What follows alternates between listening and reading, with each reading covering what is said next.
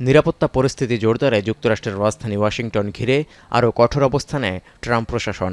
11 August অস্থায়ীভাবে Washington ডিসির police বিভাগের নিয়ন্ত্রণ নেয়ার ঘোষণা দিয়ে ন্যাশনাল গার্ড মোতায়েনের পর এবার তাদের আগ্নেয়াস্ত্র বহনেরও নির্দেশ দেওয়া হয়েছে। রোববার থেকে সেনারা আগ্নেয়াস্ত্র বহন করছে বলে নিশ্চিত করেছে পেন্টাগন। যদিও ওয়াশিংটনে টহলরত প্রায় 2000 সেনা অস্ত্র বহন করবে না বলে গত সপ্তাহে জানিয়েছিল পেন্টাগন ও মার্কিন সেনাবাহিনী। এমনকি যুক্তরাষ্ট্রের সামরিক বাহিনীর নিয়ম অনুসারে কেবলমাত্র শেষ অবলম্বন হিসেবে কিংবা মৃত্যু বা গুরুতর শারীরিক ক্ষতির আসন্ন হুমকির ঝুঁকিতেই এ ধরনের পদক্ষেপ নেওয়া হয়। এই অবস্থায় ওয়াশিংটনের যৌথ টাস্কফোর্স বলছে, বাসিন্দাদের নিরাপত্তার নিশ্চিতেই নেওয়া হয়েছে এই ব্যবস্থা।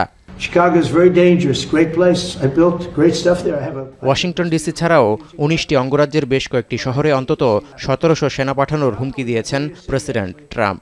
এর মধ্যে বাল্টিমোর, শিকাগো এবং নিউ ইয়র্ক অন্যতম। ডেমোক্রেট নেতৃত্বাধীন এসব শহরগুলোতে অস্ত্রসহ সেনা মোতায়েনের হুমকিতে ক্ষোভ ঝেড়েছেন ইলিনয় ও মেরিল্যান্ডের গভর্নর। বাল্টিমোরে গত 50 বছরের মধ্যে সবচেয়ে কম হত্যাকাণ্ড হয়েছে বলেও দাবি করেছেন মেরিল্যান্ডের গভর্নর ওয়েস মোর। এমনকি সেনা পাঠানো নিয়ে প্রেসিডেন্টের আইনি ক্ষমতা নিয়েও প্রশ্ন তুলেছেন তিনি। এছাড়া শিকাগোতেও সেনা মোতায়েনের পরিকল্পনা ক্ষমতার অপব্যবহারের শামিল বলে মন্তব্য করেছেন ইলিনয়ের গভর্নর জেবি প্রিটজকার। মূলত অপরাধ দমনের নামে মার্কিন প্রেসিডেন্ট যেসব শহরে ন্যাশনাল গার্ড পাঠাচ্ছেন তার সবগুলোই ডেমোক্রেট শাসিত। ওয়াশিংটন পোস্ট ও সার স্কুলের এক জরিপে দেখা গেছে, শহরটির প্রায় 80% বাসিন্দা ফেডারেল কর্মকর্তা ও ন্যাশনাল গার্ড মোতায়েন এবং স্থানীয় পুলিশ বিভাগের নিয়ন্ত্রণ নেয়ার বিপক্ষে মত দিয়েছেন। যদিও ট্রাম্প দাবি করছেন, অপরাধমূলক কর্মকাণ্ড বৃদ্ধির প্রবণতা থেকেই নিরাপত্তা নিশ্চিতে এ পদক্ষেপ নেওয়া জরুরি ছিল।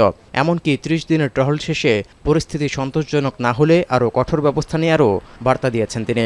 তবে ওয়াশিংটন ডিসির পুলিশ বিভাগের তথ্য বলছে, গত 30 বছরের মধ্যে অপরাধমূলক কর্মকাণ্ড 2024 সালে সর্বনিম্ন, আর 2025 সালে প্রাথমিক তথ্য অনুযায়ী অপরাধের ঘটনা আরও কমে এসেছে।